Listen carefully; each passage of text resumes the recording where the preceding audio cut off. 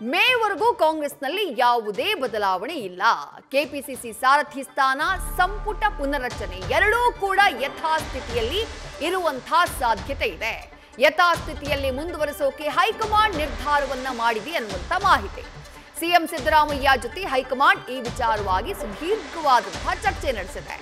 ಜಿಲ್ಲಾ ಪಂಚಾಯತ್, ತಾಲೂಕ್ ಪಂಚಾಯತ್ ಚುನಾವಣೆ ಹಿನ್ನೆಲೆ ಈ ನಿರ್ಧಾರವನ್ನ ಮಾಡಲಾಗಿದೆ ಅನ್ನುವಂತ ಮಾಹಿತಿ ಇದೆ. ಗೊಂದಲಕ್ಕೆ ಅವಕಾಶ ನೀಡೋದು ಬೇಡ ಎಂಬ ಕಾರಣಕ್ಕಾಗಿ ಈ ತೀರ್ಮಾನವನ್ನ ತೆಗೆದುಕೊಂಡಿರೋ ಸಾಧ್ಯತೆ ಇದೆ. ಸರ್ಕಾರಕ್ಕೆ 2 ವರ್ಷ ಪೂರ್ಣಗೊಳ್ಳುವವರೆಗೂ ಕೂಡ ಯಥಾಸ್ಥಿತಿಯನ್ನ ಕಾಯ್ದುಕೊಳ್ಳುವುದಕ್ಕೆ ತೀರ್ಮಾನವನ್ನ ಮಾಡಿದ್ದಾರೆ ಅನ್ನುವಂತ ಮಾಹಿತಿ. ಸಿಎಂ ಸಿದ್ದರಾಮಯ್ಯ ಹೈಕಮಾಂಡ್ ನಾಯಕರನ್ನ ಭೇಟಿಯಾದಂತಹ ಸಂದರ್ಭದಲ್ಲಿ ಪ್ರಮುಖವಾಗಿದ್ದಂತಹ ಕುತೂಹಲ ಕೆಪಿಸಿಸಿ ಅಧ್ಯಕ್ಷ ಸ್ಥಾನ, ದೊಡ್ಡ ಮಟ್ಟದಲ್ಲಿ ಚರ್ಚೆಯಾದಂತಹ ವಿಚಾರ, ಹಾಗೆ ಸಂಪುಟ ಪುನರ್ರಚನೆ ಅದು ಕೂಡ ದೊಡ್ಡ ಮಟ್ಟದಲ್ಲಿ ಚರ್ಚೆಯಾಗ್ತಾ ಇತ್ತು. ಈ ವಿಚಾರಗಳಿಗೆ ಸಂಬಂಧಪಟ್ಟ ಹಾಗೆ ಏನ್ ನಿರ್ಧಾರ ಆಗಬಹುದು ಹೈಕಮಾಂಡ್ ನಲ್ಲಿ ಅನ್ನುವಂತಹ ಚರ್ಚೆ ಇತ್ತು. ಆದ್ರೆ ಈಗ ಸಿಕ್ಕಿರುವಂತಹ ಮಾಹಿತಿ ಪ್ರಕಾರ ಮೇವರೆಗೂ ಇದ್ದಿದ್ದು ಇದ್ದಂಗೆ, ಯಾವುದೇ ಬದಲಾವಣೆಗಳಿಲ್ಲ. ಕೆಪಿಸಿಸಿ ಅಧ್ಯಕ್ಷ ಸ್ಥಾನವು ಯಥಾಸ್ಥಿತಿ ಹಾಗೆಯೇ ಮುಂದುವರಿಯಲಿದೆ. ಅದರ ಅರ್ಥ ಡಿಸಿಎಂ ಡಿಕೆ ಶಿವಕುಮಾರ್ ಅವರೇ ಕೆಪಿಸಿಸಿ ಅಧ್ಯಕ್ಷರಾಗಿ ಮೇವರೆಗೂ ಕಂಟಿನ್ಯೂ ಆಗೋದ್ರಲ್ಲಿ ಯಾವುದೇ ರೀತಿಯಾದಂತಹ ಗೊಂದಲ ಇಲ್ಲ. ಮತ್ತೊಂದು ಕಡೆ ಸಂಪುಟ ಪುನರ್ರಚನೆಯ ಚರ್ಚೆ ಏನಾಗ್ತಾ ಇದೆ, ಅದಕ್ಕೂ ಕೂಡ ತಾತ್ಕಾಲಿಕವಾಗಿ ಯಥಾಸ್ಥಿತಿಯನ್ನ ಕಾಯ್ದುಕೊಳ್ಳುವುದಕ್ಕೆ ನಿರ್ಧಾರವನ್ನ ಮಾಡಲಾಗಿದೆ ಅನ್ನುವಂತ ಮಾಹಿತಿ. ಡೀಟೇಲ್ಸ್ ನಮ್ಮ ಪ್ರತಿನಿಧಿ ಹರೀಶ್ ನೀಡ್ತಾ ಹೋಗ್ತಾರೆ. ಹರೀಶ್, ಬಹಳ ದೊಡ್ಡ ಮಟ್ಟದಲ್ಲಿ ಚರ್ಚೆಯಾದಂತಹ ವಿಚಾರಗಳು ಎರಡೂ ಕೂಡ ಕೆಪಿಸಿಸಿ ಅಧ್ಯಕ್ಷ ಸ್ಥಾನ, ಸಂಪುಟ ಪುನರ್ರಚನೆ.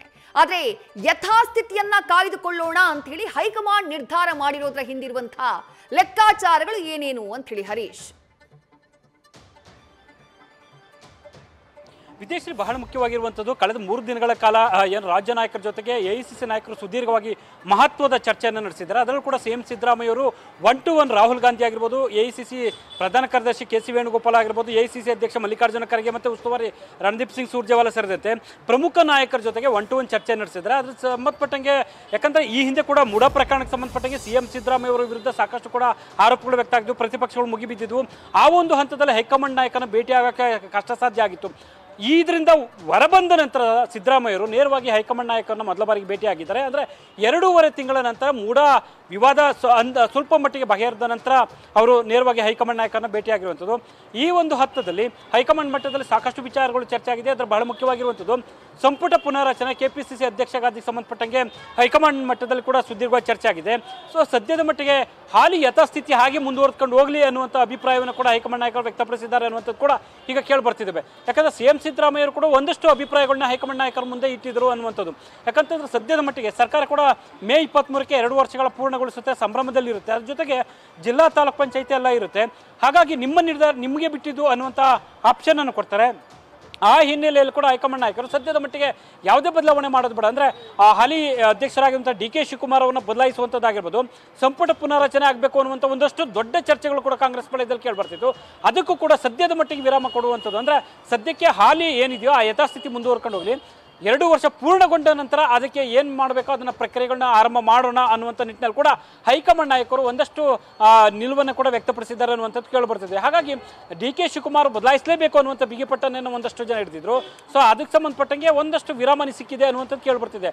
ಸದ್ಯಕ್ಕೆ ಸಿಎಂ ಸಿದ್ದರಾಮಯ್ಯರು ಸತೀಶ್ ಜಾರಕಿಹೊಳಿ ಮತ್ತು ಈಶ್ವರ್ ಖಂಡ್ರೆ ಇಬ್ಬರು ಹೆಸರನ್ನು ಕೂಡ ಕೆಪಿಸಿಸಿ ಅಧ್ಯಕ್ಷ ಸ್ಥಾನಕ್ಕೆ ಪಟ್ಟಿಯನ್ನು ಕೊಟ್ಟು ಬಂದಿದ್ದಾರೆ ಜಾತಿವಾರ ಲೆಕ್ಕಾಚಾರದಲ್ಲಿ ಅನ್ನುವಂಥದ್ದು ಕೂಡ ಈಗ ಕೇಳಿಬರ್ತಿದೆ.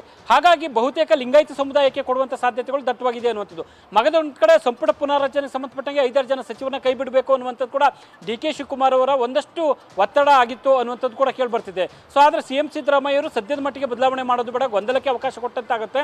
ಸೊ ಹಾಗಾಗಿ ವರ್ಷಾಂತ್ಯದವರೆಗೂ ಕೂಡ ಸಂಪುಟ ಬದಲಾವಣೆಗೆ ಕೈ ಹಾಕೋದು ಬೇಡ ಅನ್ನುವಂಥದ್ದು ಕೂಡ ಒಂದಷ್ಟು ಸಲಹೆಗಳನ್ನ ಕೊಟ್ಟಿದ್ರು ಅನ್ನುವಂಥದ್ದು ಕೂಡ ಕೇಳಿಬರ್ತಿದೆ.